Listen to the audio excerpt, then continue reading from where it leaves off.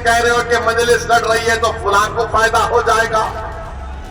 अरे तुम्हारे भाई का बहन भी लड़ रहा है, यानी तुम्हारे परिवार हर पार्टी में बैठकर मलाई और गुलाब जामुन खा लेंगे और हमको वोट न दे कोई। ये कैसे होगा बताइए आप। इसी अखिलेश यादव जब मुख्यमंत्री थे, बेघर हुए थे, जो खेतों में रह रहे थे, पर्दों के टेंट में रह रहे थे, और यही अखिलेश यादव मुख्यमंत्री थे जब 50,000 लोग बेघर हो गए थे। किसी के माओं की इज्जत लूट ली गई, किसी के बहनों को कत्ल कर दिया गया। आप कैंपों में जिंदगी गुजार रहे थे और अखिलेश यादव सैफई में उत्सव मना रहे थे, मुंबई से एक्टरों को बुलाकर नाच गाना करवा रहे थे। तो क्या आप इस वक्फ बिल के खिलाफ वोट देंगे 20 तारीख को? क्या आप अपनी मस्जिद, दरगाहों को, खानखाहों को बचाएंगे? आपने इंशाअल्लाह कह दिया, मगर याद रखिए, अगर आप मुत्तहदा तौर पर अपना एक एक वोट मोदी के इस काले बिल के खिलाफ इस्तेमाल करेंगे तो मोदी को भी पैगाम मिलेगा, जयंत चौधरी को भी पैगाम मिलेगा कि मीरापुर की जनता ने जो फैसला दिया है वो सिर्फ मीरापुर की हद तक महदूद नहीं है, बल्कि वो पूरे उत्तर प्रदेश की आवाम ने फैसला दिया है कि हम तुम्हारे इस कानून, इस बिल को नहीं मानते जो हमसे हमारी मसाजिद को और वक्फ की जायदादों को छीनना चाहता है। अब जब वक्फ का बिल पेश हो रहा था पार्लियामेंट में, कौन खड़े होकर मौसर तरीके से संविधान की दफा 25, 26 का हवाला देकर उसकी मुखालिफत में कौन खड़ा हुआ, वो पार्लियामेंट के रिकॉर्ड में मौजूद है। दूसरे पार्टी के लोग भी खड़े हुए, समाजवादी के नेता अखिलेश यादव भी खड़े हुए, बिल के बारे में बोलने के बजाय वो कोई और दास्तान सुना रहे थे, वो कोई और ही दास्तान सुना रहे थे। तो मेरे अजीज दोस्तों और बुजुर्गों, याद रखिए, अगर आप मौजूदा हालात में अपने वोट से अपने नुमाइंदों को कामयाब नहीं करेंगे तो जो बरसों से हमारा इस्तेसाल चल रहा है वो जारी और सारी रहेगा। अगर एमआईएम पार्टी जीतती है तो यहां पर भारत की जमहूरियत मजबूत होगी, गरीबों और मजलूमों को एक आवाज मिलेगी, क्योंकि आपने समाजवादी को कभी वोट दिया, कभी बसपा को वोट दिया, कभी आरएलडी को वोट दिया। आप सिर्फ वोट देते हैं मगर आपकी आवाज कोई नहीं उठाता, कोई आपके लिए लड़ने के लिए तैयार नहीं होता। मैं आपको बता रहा हूं, आप याद रखिए, फैसला तो आपका है, जमहूरियत है, आप जिसको चाहे वोट दे दें। मगर अगर आप इस बार भी इस डर में आ जाएंगे कि नहीं नहीं ये अरशद राना जीतेगा या नहीं जीतेगा, मेरे भाई, जब जंग करना है जमहूरियत में तो जंग खूब तरीके से करनी चाहिए। हमारा मामला यह है कि जंग करने से पहले हम नतीजे पर पहुंच जाते हैं, जंग करने से पहले हम नतीजे पर पहुंच जाते। अरे हम हार गए तो कैसा? अरे मेरे भाई, मिसाल दे रहा हूं समझाने के लिए, बुरा मत मानिए। 70 साल से वो फलस्तीनी गाजा और मगरबी किनारे में लड़े जा रहे हैं, मर रहे हैं।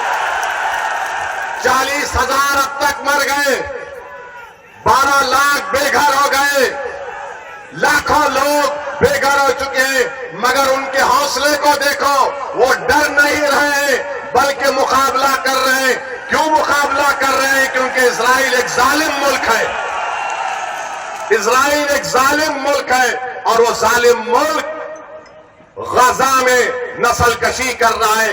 मगर एक मिसाल देने के लिए आपको बता रहा हूं। दूसरी बात मैं आपके सामने ये अर्ज करना चाह रहा था कि यहां पर अंसारी बरादरी बहुत बड़ी तादाद में है, उनका कारोबार पूरा का पूरा ठप होकर रह गया, कोई नहीं पूछता।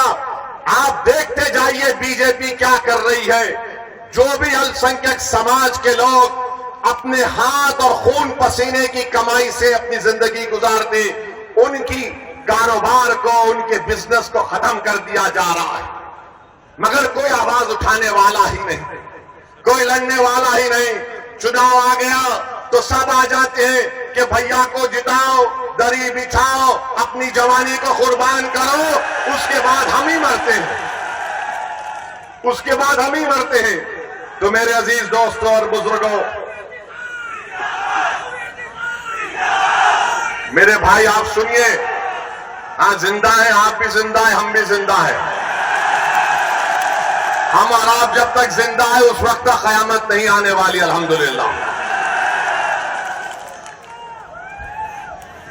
अब तीसरी जो अहम बात हम आपको बताना चाहते हैं, यहां पर आप जानते हैं कि मजलिस पार्टी जब लड़ रही है तो मुझे बताया गया कि हस्बे आदत, हस्बे रिवायत हमारे जो सियासी मुखालिफीन है वो बोलना शुरू कर दिए, भाजपा का फायदा हो जाएगा, भाजपा का फायदा हो जाएगा।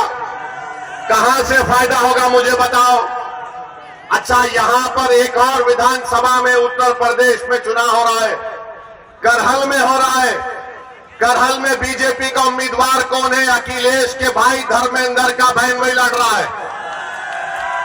तुम अपने परिवार को नहीं रोक सकते और तुम आकर यहां पर मीरापुर में कह रहे हो कि मजलिस लड़ रही है तो फुलां को फायदा हो जाएगा।